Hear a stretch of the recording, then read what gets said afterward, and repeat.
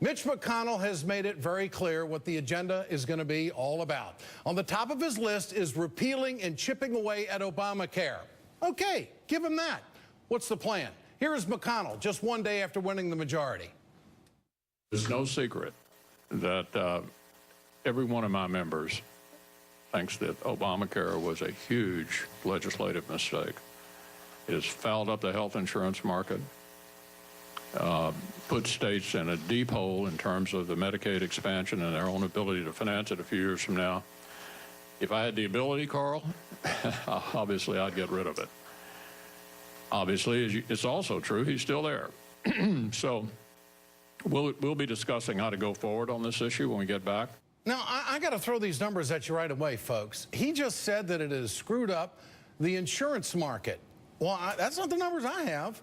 United Healthcare Group up 17%, Humana up 45%, Aetna up 30%, Cigna up 30%. Look at WellPoint, they're up 47%. Wow. 10.3 uninsured Americans have received coverage since October 1st of 2013. That's a hard number. It can be verified. More people in the mix. 8.2 million seniors have saved over $11.5 billion in health care costs. The growth of health care has dropped from 2010 to 2013. Per capita health costs grew at an annual rate of just 1.1%. It is the slowest rate for any three-year period on record. Now let's talk about the hospitals for a moment. How are they doing? Hospitals are projected to save $5.7 billion this year in uncompensated health care costs. That means the taxpayer isn't picking up the tab for Americans who can't afford it. You know, those Americans who were going into the emergency room where the Republicans were telling them where to go get care and then somebody else had to pay the bill? You see, they get coverage now. 74% of those savings are coming from states that have expanded Medicaid. And we'll start tonight with Dana Loesch, who is nationally syndicated radio talk show host and author of the book, Hands Off My Gun. Dana, good to have you with us tonight. I appreciate your time. Of course, Ed. Good to join you here from Dallas, Texas at the Blaze headquarters. Let's get to health care. Why do the Republicans not have a plan on the table, Dana? All they talk about is repeal. The numbers I gave are facts. Your thoughts? Right. Because Harry Reid's hit it on his desk. That's why. You know that there are over at least 9 plans that have been submitted by House Republicans and sent to the Senate, alternatives to Obamacare. Several of those which were presented prior to the passage of Obamacare. So, I mean, ultimately, I think that's kind of a question that we need to ask the outgoing Senate Majority Leader, Harry Reid, because there have been plans presented. Not all of them I've agreed with, but a lot of them have some really good stuff in there that I think should have been included in Obamacare. Okay, so what do you agree with, and what do the Republicans agree with of the numbers that I put out?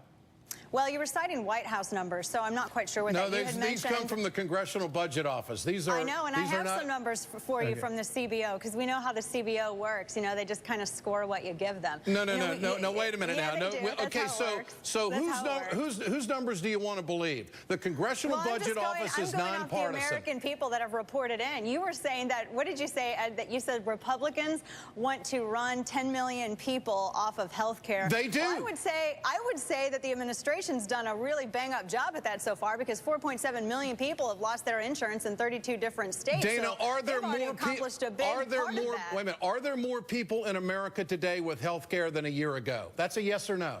No, there are a lot of people who've lost their health insurance. All right, I have a lot of family members who've lost health insurance. There's no I have a lot of friends who've lost health insurance. That's because it was junk insurance. But let's go back to the. No, you don't get to put that out there. No. I'll get to that. I will get to that. They're not junk plans. I'll get to that. There are federal standards right now that have to be met, or they can't be sold in the marketplace. I know, they lower their criteria. All right. I know, it's unfortunate. I want to be very crystal clear. You say that there are fewer people in this country with health care today than a year ago. Did I hear that correctly? Remember, it was PolitiFact's Lie of the Year just recently that the president promised if you like your health care plan, you can keep it. That's not the question. The But question, you I want said- you to, no, I, the question, I the want question you to is whether tell or my not audience. Obamacare was good. and Dana, did it I'm not going to provide do people this. with coverage. Dana, hold It on. cost I people want you coverage. to That's the deny reality what in which this we're fact. dealing. There That's are the more. reality in which we're dealing. Are you telling me that there are fewer people with health care in this country today than a year ago? Yes or no? I am telling you that Obamacare has absolutely cost You people won't health answer the insurance question. policies. You won't give me an You don't like answer. the way that I'm answering it All because right. you want to move the goalposts. No, I'm I'm all right not with that. moving any That's cool. goalposts. It's a hard fact. Either you have insurance or you don't. Do you believe that Obamacare more people. has given more insurance to people? Dana, 4.7 I'm million doing the people, interview CBO here. numbers. I'm showing you respect by doing the interview. You're interviewing me back. I'm doing Hold you a on. favor by doing this interview, Ed. If it's a job killer, why have we had 55 months of private sector job growth? Why did the CBO say that it's actually You're going to answering with a increase question. healthcare Let's go to spending? Crystal Ball. Crystal, are these numbers phony? The numbers are not phony, and I mean, it's unequivocal the fact that we have more people now insured than previously. And it's also, it's been a huge lift for young people. It's been a huge lift for people of color. It's been a huge lift for women. And, you know, the idea that we did have some bumps in the beginning, certainly the case. The idea that some people did have to switch to different insurance because it wasn't up to the standards of the law, certainly the case. But overall, if you look at the country as a whole, there is no doubt that folks are better off. They have alternatives. They can't be kicked off their coverage. And there's nothing that the Republicans have offered that comes anywhere close to the number of folks Dana covered. says there's 9 plans out there. They have offered various little piecemeal things like selling No, there've been across whole state plans. lines, and none of them, but Dana, do any of them come close to ensuring the number of people that the Obamacare Act that insures?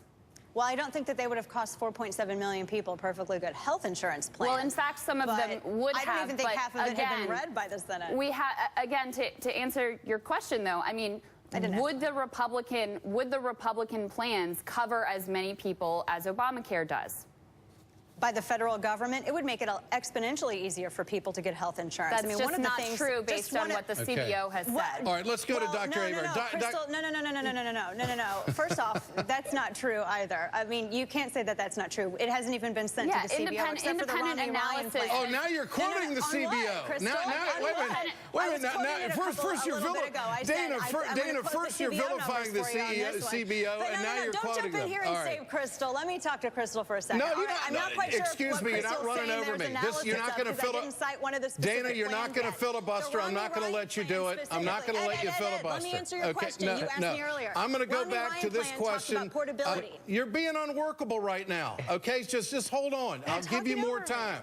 You're rude as it stands right now. I gave you the first shot and you ran all over it. Yeah. Doctor, how can it be bad for business if all of these insurance company stocks are up? Whoa, I just got to get a word in here. I'm glad I'm here because I bring a different perspective. I'm looking through a different lens. If the young lady that's on the camera right now would understand and look into a patient's eyes, a person that has never had health care in their life, that will now come to the clinic, and which happens to my clinic almost every day, and say, I have diabetes, I've been going to the ER, which has cost my hospital $1 million over my lifetime. Now I have primary care. Thank you so much for allowing this to happen. That, when you can do that, and then look in somebody's eyes and say, you know what, I don't want you to have that insurance, then we can talk. But until then, they just don't get it. The Republicans have not come out and said, okay, this is what we're going to keep on Obamacare. A, B, C, D. They haven't done that. All they've done is talk about repeal. Look, so, Dana, let me go back to you. Was there junk insurance in the industry before this law, yes or no? Well, first off, we're not going to frame the questions that way. Why not? What do you mean? What are you talking? Yes. What are you talking about? Hold up. We're not going to frame the questions that way. Okay. Did you just bring me on here to yell at me for 10 minutes? No, I want you to answer the questions. I want you to answer the questions. Was there junk insurance? I'm giving you an opportunity here. This is how you need. I'm giving you an opportunity. No, this is how you need to ask it. I'm doing the interview here, Dana. Do I believe that insurance was Dana, perfect? this No, isn't working. You're being very rude. You're not the host of the show. Are you going to let me answer? You're not the host of the show. I'm going to give you the floor for 30 seconds. Go ahead. Go ahead and yell at me. Oh, wait. You have the floor is for it my 30 turn to seconds. talk Go again? ahead. Okay. Do I believe that health insurance needed to be reformed? Absolutely. I completely believe that there's a number of things that we could have done. We could have increased portability. We could have decoupled business from people's health insurance so that they could always maintain their health insurance, no matter if they had to change jobs or not. One of the things that I wish we could do, and I wish government would do, and I hope, Ed, that our Republican Congress takes this opportunity to do, is to increase competition. We can have more choices, and we can have less cost. Excuse me, there are 25%. Okay, you're going to yell at me now? All right. Dana, now I'm interrupting because I gave you 30 seconds. I know. Now listen, there's That wasn't 30, but it's 25% okay. more competition in the market today offering plans. So that's been taken care of in that regard. No, the fact having is the there federal are government federal do it isn't standards now. competition. There are federal standards that must be met by the insurance industry that they can't sell plans that don't live up to what consumers need. We had an election.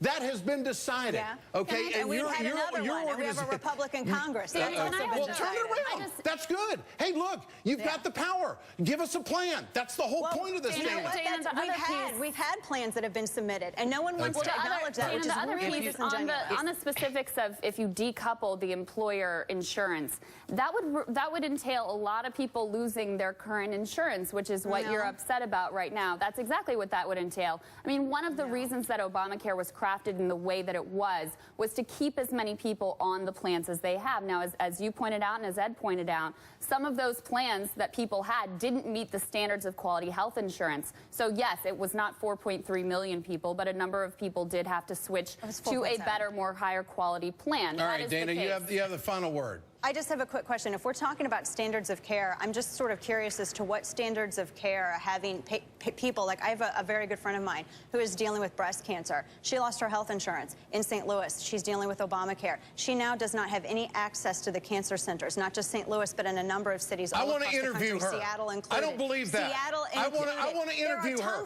Dr. Hebert, do you believe that? But you sit here and you discount all of them because she may not be able to keep her exact health care plan because of the doctor that she wants, but that doesn't matter because it's about health care for all, not just one person. Okay. That's all we have time for. First of all, Dr. Corey Hebert and Dana Loesch, what a pleasure. Good to have you with us tonight. Thank you.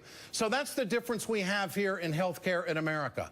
People pick and choose their facts. You're only allowed to ask certain questions, and when you counter somebody, they might come back with a question totally dodging what the point is. The point is this. There are numbers that are undeniable how this health care law has helped Americans, and the Republicans want to repeal all of it. At least that's what they're saying. Get your cell phones out. I want to know what you think. Tonight's question. Do you think we should bring more conservatives on the Ed Show? Text A for yes, text B for no to 67622. You can always leave a comment at our blog, which I hope you do, at ed.msnbc.com.